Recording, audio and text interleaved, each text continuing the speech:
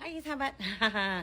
Bukan kita tak nak berkongsi, sentiasa berkongsi. Cuma bagi pandangan anda, apa yang saya buat dan apa yang anda buat itu mungkin berbeza.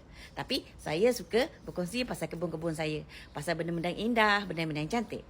Hari ni saya nak berkongsi Saya pasal punya sekulen dah berbunga, nampak? Besar kan? Oi, bunga. Baunya. Faham-faham aje lah. Bau au-au. Oh, nampak dia. Ni yang kecil nak kembang sekulen lagi. ni lebih kurang mereka memerlukan cahaya juga macam kaktus. Cahaya yang direct boleh, cahaya yang di bawah paranet pun boleh, tapi mereka untuk berbunga memang mereka memerlukan cahaya. Dan medium tanam mereka ni pun medium tanam kaktus juga. Tapi bau dia memang kata macam daging busuk lah. Tapi tak adalah pula busuk sangat kan. Ni, semua ni adalah sejenis sekulen. Okey, sejenis sekulen. Nampak ni, nak bunga. Ini lain bunga dia. Nanti saya akan beritahu anda semua macam mana bunga dia.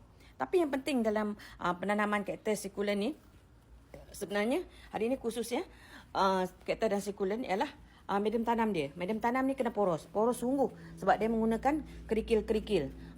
Sedikit sahaja tanah.